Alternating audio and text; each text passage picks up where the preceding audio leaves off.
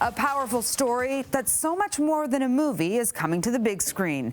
Hey there, it's Teri Hart with a look at Indian Horse, a film that lays bare Canada's dark history of residential schools and was so moving that Clint Eastwood signed on as executive producer.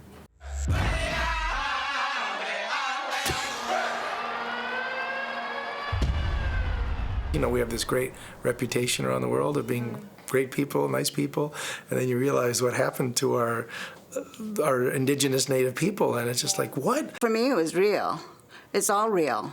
I didn't feel as though I was performing or acting. It's something that I've lived with all my life. That something is residential schools. The film tells the story of Saul Indian Horse, who is separated from his family by the notorious school system, where he suffers routine abuse and where teachers do their best to destroy his identity.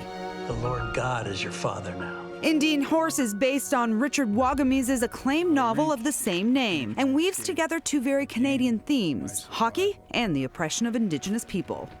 This is your way out. Your way to a better life.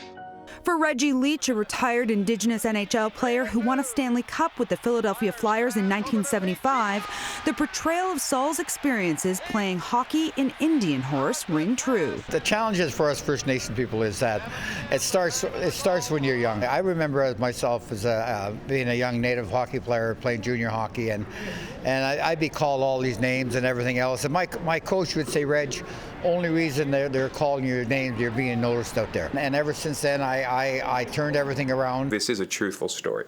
I feel like what happens here is something that a lot of Native people can relate to, whether it happens to them directly or somebody they know. Indian Horse features 52 Indigenous actors, many of them acting for the first time. It's directed by Montreal-born Stephen Campanelli, who came to it with a major Hollywood connection. He's been a camera operator for Clint Eastwood for more than 2 decades and 18 films. That's where the Eastwood connection comes in. The famous director watched an early cut of Indian Horse and was so moved by it, he decided to become executive producer.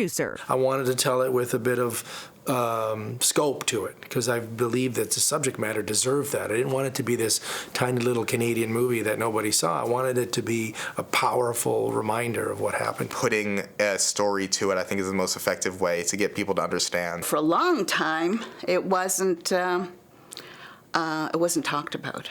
It was too shameful. And but to be able to bring it out in the open is healing. It's